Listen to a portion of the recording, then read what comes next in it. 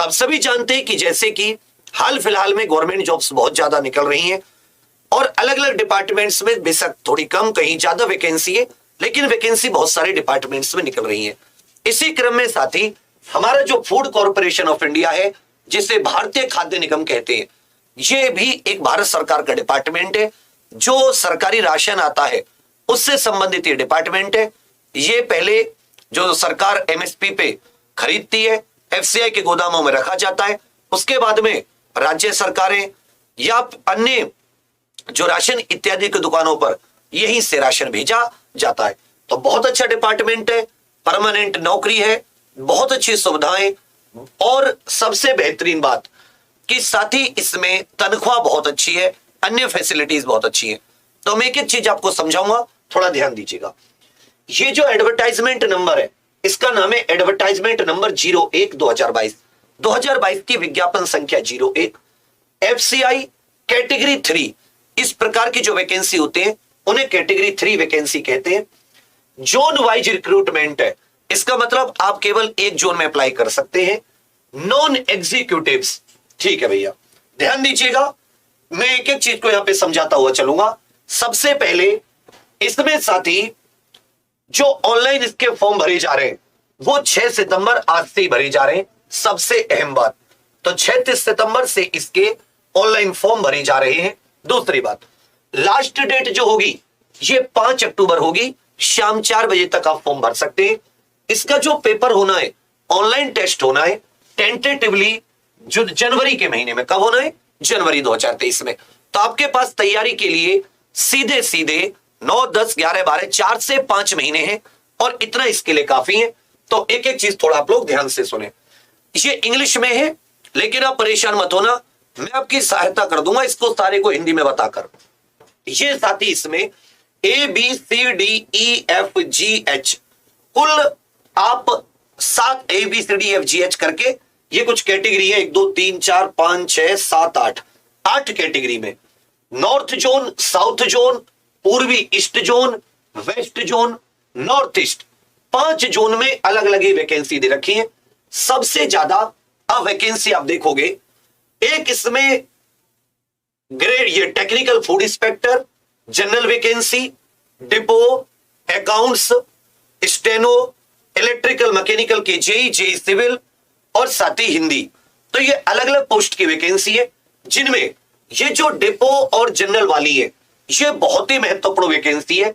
इसमें आप देख रहे हो 1152 ये जनरल वाली कैटेगरी में और डिपो अधिकारी की कैटेगरी में 2054 वैकेंसी है। कैसे कैसे मैं आपको एक एक चीज बताना चाह रहा हूं, ध्यान दीजिएगा। सैलरी की बात करें तो जूनियर इंजीनियर सिविल, जो सिविल के जूनियर इंजीनियर होते हैं, 34,000 से 1,03,400। इलेक्ट्रिकल मैकेनिकल की भी वही है। स्टेनोग्राफर ग्रेड 2 30,500 से 88,100।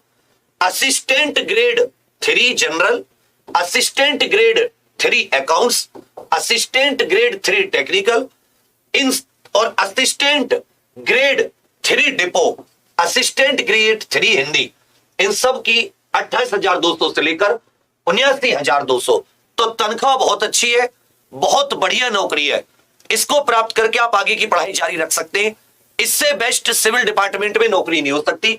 ना तो ज्यादा काम कीजिए, पूरी दिन रात लगे रहो, फिक्स ड्यूटी के घंटे सबसे अहम बात।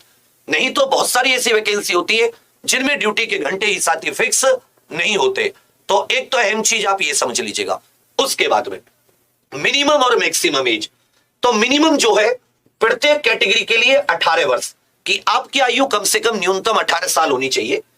अगर आप सिविल, मैकेनिकल, इलेक्ट्रिकल, जेई के लिए अप्लाई करना चाहते हैं तो मैक्सिमम 28 साल।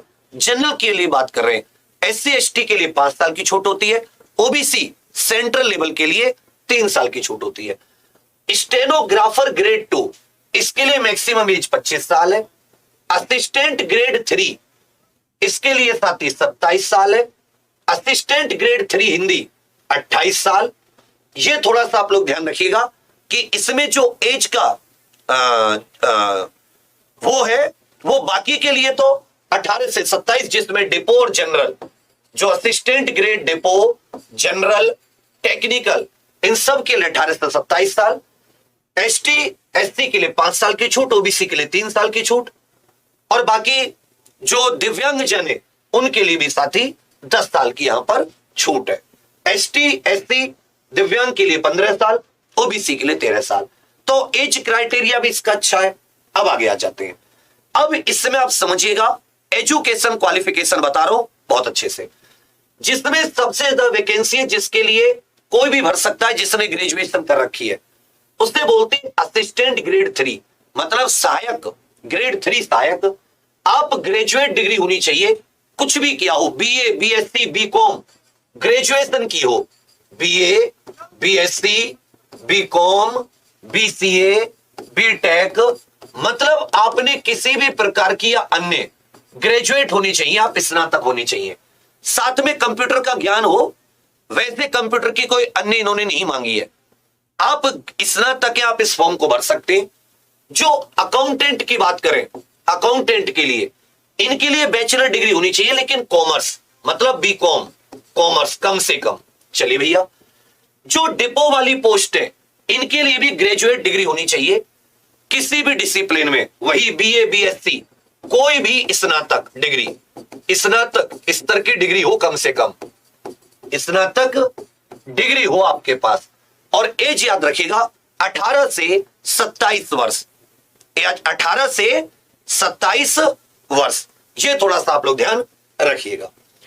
डिपो और जनरल, असिस्टेंट ग्रेड डिपो और जनरल, इन पर आप पूरा फोकस कीजिएगा।